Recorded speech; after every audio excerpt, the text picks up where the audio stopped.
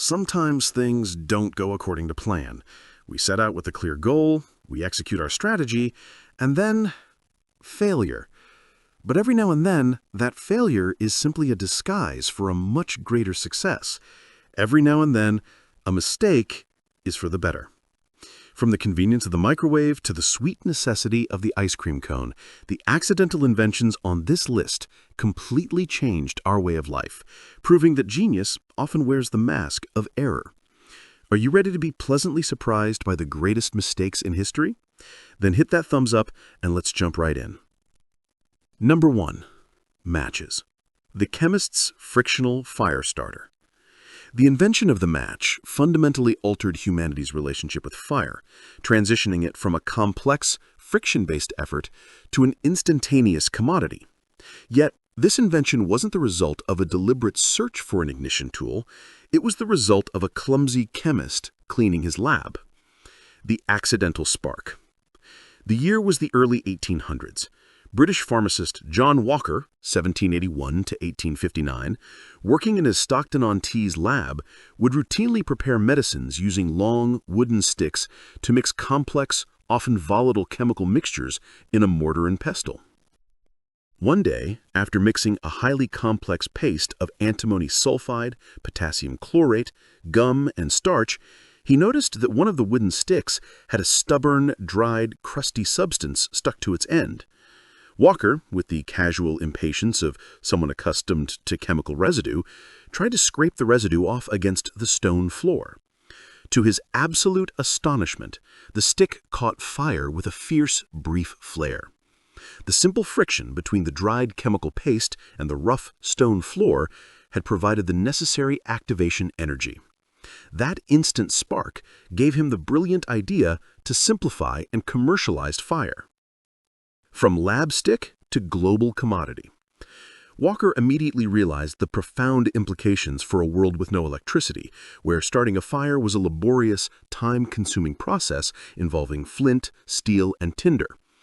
He started by making and selling these cardboard friction lights, which he later replaced with 3-inch wooden sticks dipped in the mixture, accompanied by a piece of sandpaper to provide the necessary friction. The first matches, which he called friction lights, were sold in little tin boxes for $1 a box. They came with the humble instruction, rub the tip between the 2 layers of the folded sandpaper.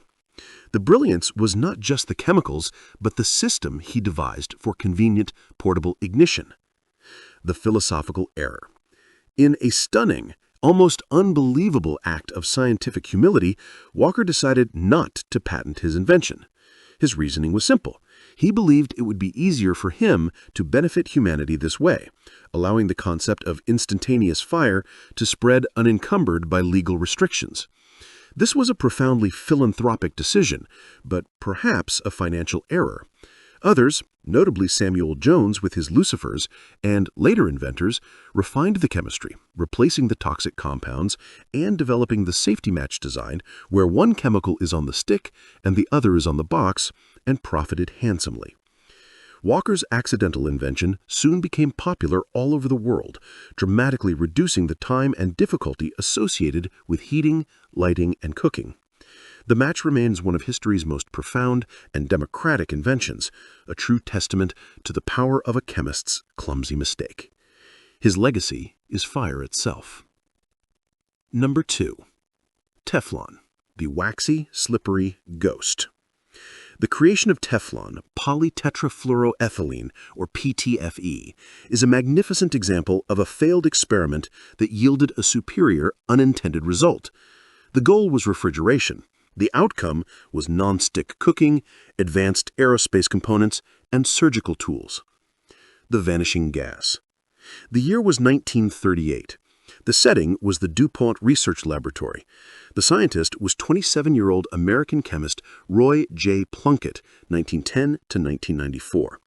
Plunkett was tasked with a specific corporate goal: find a way to make DuPont's refrigerators safer by replacing the hazardous refrigerant Freon, or chlorofluorocarbons, with a less volatile and more stable gas. Plunkett was experimenting with various tetrafluoroethylene gases, which he stored in pressurized cylinders, cooling them to extremely low temperatures.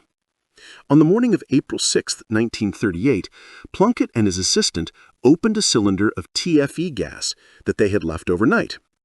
To his immense frustration, the gas mixture he had created seemingly vanished. The cylinder's pressure gauge read 0. Plunkett must have thought it was another failed, costly experiment, a leak, a faulty seal, a complete loss of the expensive gas. However, when Plunkett weighed the cylinder, it was heavier than it should have been when empty. Curious, he cut the steel cylinder open. Inside, he didn't find a trace of the gas, but rather a strange, white, waxy, slippery substance lining the walls. The TFE gas had not leaked. Under pressure and cold, it had polymerized.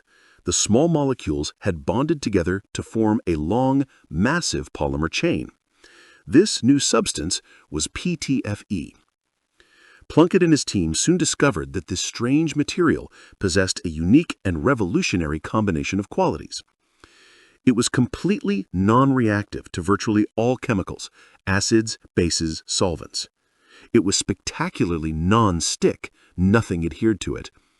It was resistant to extreme temperatures, remaining stable from an incredible -100 degrees to +500 degrees Fahrenheit, or -73 to 26 degrees Celsius. The global impact. DuPont quickly patented the invention in 1941, giving it the trade name Teflon. Initially, its use was highly specialized and top secret, particularly in the Manhattan Project, where its extreme non-reactivity was vital for handling highly corrosive uranium hexafluoride gas. It was indispensable for the war effort, a byproduct of a refrigerator failure. It wasn't until the 1960s that Teflon made its way into consumer life, most famously coating frying pans, revolutionizing the kitchen and dieting. Today, Teflon's applications are far more pervasive and critical. It's used in heart valves, surgical grafts, aerospace wiring, computer chips, and Gore-Tex fabric. Plunkett set out to save refrigerators from a hazardous gas. He ended up creating one of the most versatile, chemically inert, and culturally pervasive materials in the modern world. Number 3. Potato chips, the culinary act of spite. The potato chip, that perfectly crisp, salty, and addictive snack, is a testament to the fact that some of the world's greatest culinary breakthroughs are born not from inspiration, but from pure, unadulterated professional spite. The impossible customer. The year was 1853. The setting was the elegant Moon Lake Lodge Resort in Saratoga Springs, New York. The chef was George Crum, a chef with a fittingly crisp name for his profession, though, as the script humorously notes, Crum would be better for a baker. Crum was known for his demanding culinary standards. However, Crum had a particularly difficult customer who kept sending back his plate of French fried potatoes, which were popular but usually sliced thick and soft, closer to a steak fry. The customer's persistent complaint was that the fries were always too thick, too soggy, and not crispy enough. Chef Crum, likely seething with professional annoyance after the third return, decided to teach the customer a lesson in culinary humility. The delicious retaliation. In a classic act of professional, passive-aggressive retaliation, Crum decided to slice the potatoes as thin as he possibly could, almost paper-thin. He then proceeded to deep fry them in boiling oil until they were brittle and audibly crunchy, and finally he slathered them in an absurd amount of salt to make them virtually inedible.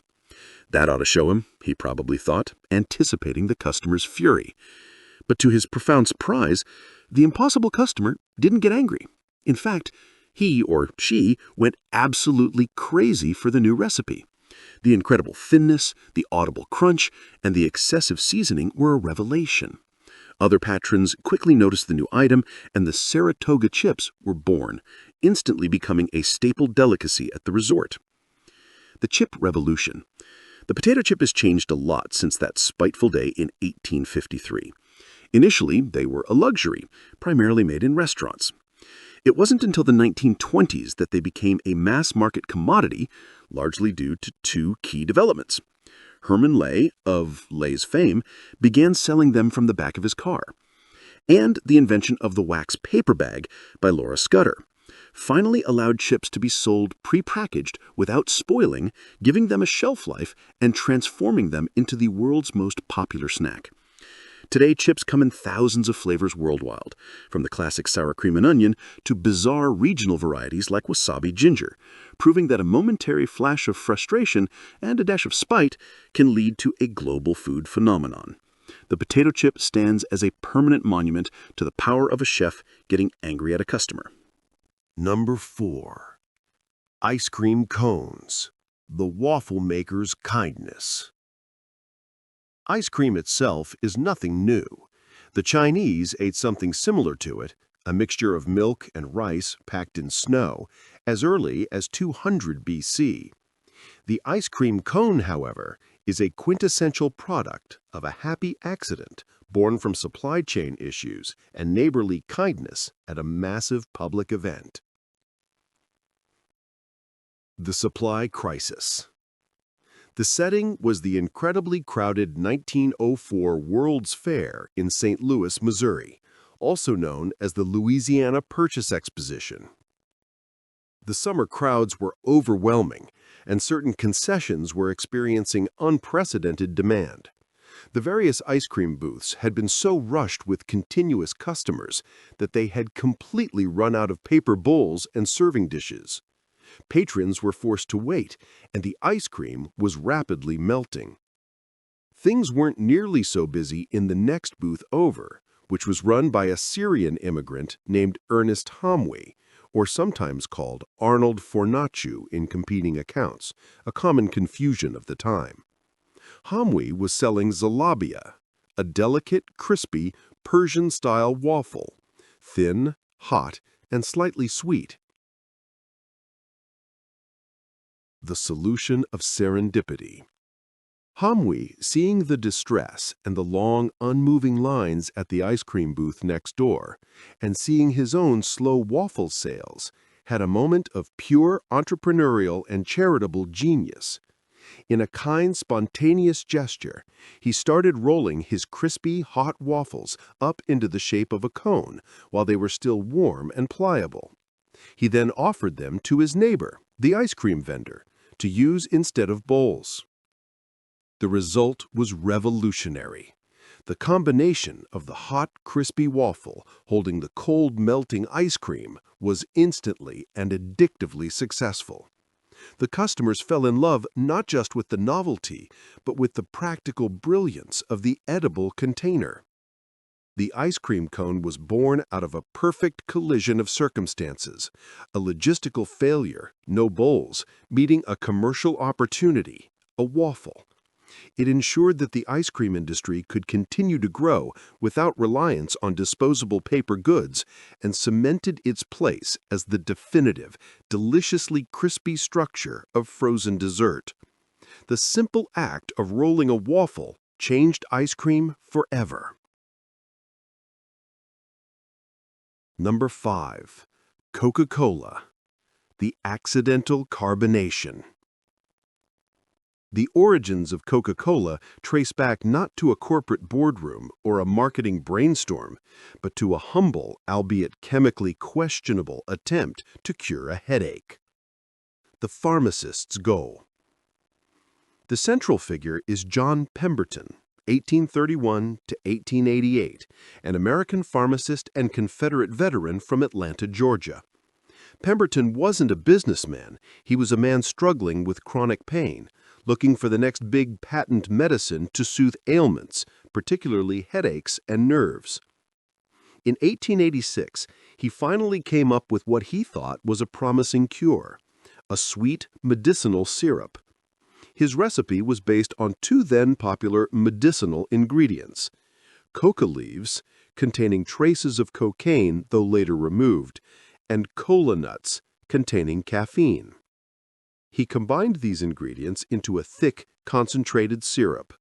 It went on the market in 1886, initially sold at a local pharmacy, Jacob's Pharmacy, as a nerve tonic. The syrup was supposed to be mixed with plain water for consumption, as was common for medicinal tonics of the era. The soda fountain error. The massive, world-altering error occurred when a seller at the soda fountain, accounts differ but it was likely a soda jerk named Willis Venable, was asked by a customer to mix the syrup. Either due to haste, confusion, or a momentary absence of mind, he grabbed the wrong spigot and mixed the Pemberton syrup with carbonated soda water instead of the still, plain water that was intended. The result was instantly, gloriously better. The sweetness of the syrup, combined with the effervescent, sharp fizziness of the carbonation, transformed the medicinal tonic into a delicious, refreshing, and incredibly addictive beverage. The customer loved it, and the new mixture, combining the tonic's ingredients with the soda's fizz, was an instant hit. The global impact. Pemberton, unfortunately, was not a good businessman. He died poor, having sold off most of his rights to the recipe. It was Asa Candler who bought the remaining rights, and recognizing the phenomenal commercial potential of the accidental soda mixture, turned Coca-Cola into a global brand. The accidental use of carbonated water elevated a local headache cure to a worldwide symbol of refreshment and American culture. The success of the carbonation error defined the next century of soft drink consumption. Number 6. Post-it notes. The weak adhesive revolution. The story of the Post-it note is a magnificent tale of a scientist trying to create something extraordinarily strong and failing spectacularly, only for a completely unrelated problem to reveal the true, genius purpose of his failure. The initial mistake was made in 1968. Dr. Spencer Silver, 1941 to 2009, was working as a chemist for the 3M Company, Minnesota Mining and Manufacturing, and his express goal was to create a super strong, permanent, and extremely aggressive adhesive, a glue that would never let go. What he got instead was quite the opposite. He created a unique paradoxical adhesive based on microspheres, tiny acrylic balls that stuck firmly enough to hold a piece of paper, but not so strongly that they bonded permanently. It was a low-tack, high-quality adhesive that was durable enough to be applied, removed, and relocated multiple times without losing its stickiness and without leaving any residue. Silver's initial presentation of his invention to his superiors at 3M was a disappointment. They'd asked for a super bond, and he'd delivered a super weak glue. He spent years trying to find an application for his failure, promoting his product as a spray-on coating or a bulletin board replacement. No one could figure out why a weak adhesive was needed. The hymnal solution. It wasn't until 1974 that the genius application was found completely accidentally by a colleague named Art Fry, 1931, who was constantly frustrated while singing in his church choir because the small slips of paper he used to mark the hymnal pages kept falling out when the book was opened. Fry remembered Silver's useless sticky paper. He realized that Silver's weak adhesive was exactly what he needed. A bookmark that would stick lightly to the page, wouldn't fall out, but could be removed and repositioned thousands of times without tearing the delicate paper. The weak, sticky paper became the perfect temporary marker. The cultural necessity. The product was eventually dubbed the Post-it note and launched nationally in 1980. Its success was immediate and profound, revolutionizing office communication, organization, and brainstorming. The Post-it note proved that sometimes the true genius lies not in achieving the intended goal, but in recognizing the profound utility of a spectacular failure. Dr. Silver set out to build a permanent bond. He accidentally built a permanent fixture of home, school, and office life. Number 7. Safety glass, the cracked beaker.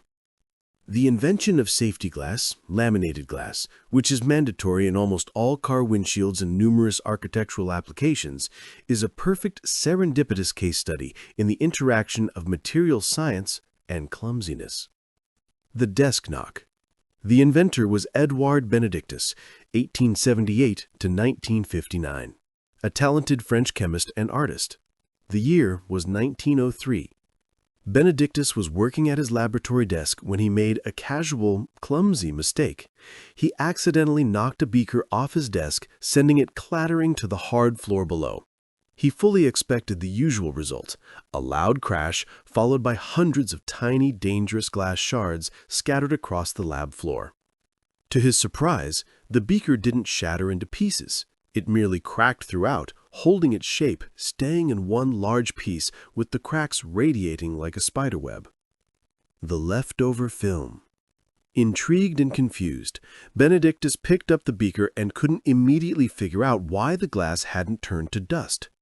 He soon noticed that the beaker had a thin, clear film of liquid plastic coating its interior. This was cellulose nitrate, a type of liquid plastic he had been using in a previous, completely unrelated experiment, and a small amount of it had been left to dry in the beaker. The dried plastic film had acted as an internal, invisible adhesive layer. When the glass broke, the plastic layer held the fragments firmly together, preventing the dangerous dispersion of shards. The automotive revolution. Benedictus immediately saw the implications, particularly for a rapidly growing industry where shattering glass was a major safety hazard, the automobile. He realized that laminating two sheets of glass with a clear plastic layer, which he named triplex, would create a shatter-proof product. He patented the process in 1909. While initially slowed to catch on, its use became widespread after World War I and was eventually mandated for car windshields worldwide, vastly improving vehicle safety. Benedictus set out to do nothing but an ordinary day's work and accidentally created a foundational safety material simply because he was too lazy or too busy to properly wash a beaker between experiments. The accident of a cracked beaker has saved countless lives. Number 8. Vulcanized rubber, the stove spill. Before its refinement, natural rubber, tapped from the rubber tree, was an intensely frustrating material. It was sticky and melted in the summer heat and became brittle and cracked in the winter cold. It was, in short, commercially useless. The desperate experimenter. Enter Charles Goodyear, 1800 to 1860, a young American scientist and obsessive inventor. Goodyear was consumed by a singular, life-defining goal: to improve the quality of rubber. He was not a meticulous academic. He was a frantic, desperate experimenter who, despite chronic poverty and numerous jail stays for debt, maintained an almost fanatical focus. Goodyear was experimenting wildly, mixing raw rubber resin with everything he could find in his house and neighborhood: salt, pepper, sugar, sand, magnesia lime, nitric acid, and even soup, anything to stabilize the material. He was trying to find the perfect combination that would create a durable, non-stick, weather-resistant material. The glorious spill. The true breakthrough arrived in 1839, the result of a spectacular mistake fueled by desperation. Goodyear had tried mixing the rubber with sulfur, a promising but volatile chemical. The mixture was still tacky and highly problematic. While demonstrating the sticky, useless nature of his current batch to skeptical friends, Goodyear accidentally dropped the rubber mixture onto a hot cast iron stove in his workshop. The heat was enough to trigger a rapid chemical reaction between the rubber polymers and the sulfur. Instead of melting into a puddle, the rubber mixture instantly charred like leather but remained elastic. When cooled, the material was no longer sticky or brittle. It was tough, durable, and crucially, weather-resistant. The heat had permanently cured and stabilized the molecular structure. The foundation of modern industry. Goodyear had discovered vulcanized rubber, named for Vulcan, the Roman god of fire. The process uses heat to form crosslinks between polymer chains, creating a stable, strong, and highly durable material. Despite his discovery, Goodyear remained in debt for much of his life fighting patent battles. The legacy of his accidental spill, however, is immense. Vulcanized rubber is now used to produce virtually everything that requires elasticity and durability. Powered by car tires, the single biggest market, shoe soles, hoses, gaskets, basketballs, and industrial belts. Charles Goodyear failed to invent a stable compound hundreds of times. He succeeded only when he lost control of his sample and spilled it on a hot stove. The accident of a cracked beaker has saved countless lives. Number 9. Plastic. Baekeland's synthetic shellac. The invention of synthetic plastic, specifically bakelite, is the story of a chemist seeking to solve a specific, expensive supply chain problem and ending up with a material that defined the entire 20th century. The shellac problem. Before we had plastic, there was shellac. In the beginning of the 20th century, shellac was indispensable. This natural resin, excreted by female lac bugs from Southeast Asia, was used for everything from wood varnishing and insulating electrical wires to making records and even dentures. The problem was its supply. It was super expensive to import millions of beetles and their resin from Southeast Asia for its production, making it a highly volatile commodity. The Belgian-American chemist Leo Hendrik Baekeland, 1863 to 1944, recognized this profound commercial weakness. He was already a successful inventor, having created Velox photographic paper, which he sold to George Eastman of Kodak. Baekeland set out with a clear, ambitious goal: to find a cheaper, synthetic alternative for shellac. The moldable surprise. Baekeland began experimenting with phenol, a type of acid, and formaldehyde, a preserving agent. His goal was to create a substance that could mimic the natural properties of shellac. His experiments eventually led him to create a thick, gooey mixture that, when heated under pressure, transformed into a completely new material. The material wasn't a perfect shellac substitute, it was something far, far better. The new mixture was a moldable synthetic polymer that possessed astonishing qualities. It could be molded into virtually any shape. Once molded, it became extremely rigid. Crucially, it was able to resist extremely high temperatures and chemical corrosion. It was the first truly thermosetting plastic. The century of Bakelite. Baekeland named his creation Bakelite and patented the process in 1907. He did not achieve his original goal of replacing shellac, but he created something that made shellac obsolete. Bakelite was the first plastic that was not derived from a natural material. It was an immediate commercial sensation, dubbed the material of 1,000 uses. It was used in radios, telephones, electrical insulators, car parts, jewelry, and children's toys. Baekeland set out to create a fake bug goo. He accidentally invented the first true plastic, ushering in the age of polymers and profoundly changed industrial manufacturing and consumer goods forever. The invention was a failure at being shellac, but an unparalleled success at being plastic. Number 10. Antidepressants, the happy side effect. The discovery of the first modern antidepressant in 1957 is a chilling and yet profoundly hopeful story, a classic medical example of a pharmaceutical error where the drug failed at its intended purpose but succeeded wildly in an unexpected, life-altering way. The tuberculosis cure attempt. In the mid-1950s, scientists were urgently searching for new and effective treatments for tuberculosis, TB, a devastating, highly contagious bacterial infection. Researchers began testing a new class of drugs known as monoamine oxidase inhibitors, MAOIs, specifically two compounds named ironizide and isoniazide, which were designed to inhibit the growth of the TB bacteria. The drugs were put into clinical trials, and while they showed some minor efficacy against the TB bacteria, they certainly weren't the miracle cure the medical community was hoping for. The TB patients continued to suffer from the devastating disease. The unexpected mood lift. However, the clinical observers and nurses began to notice a peculiar, consistent side effect in the patients receiving the MAOIs.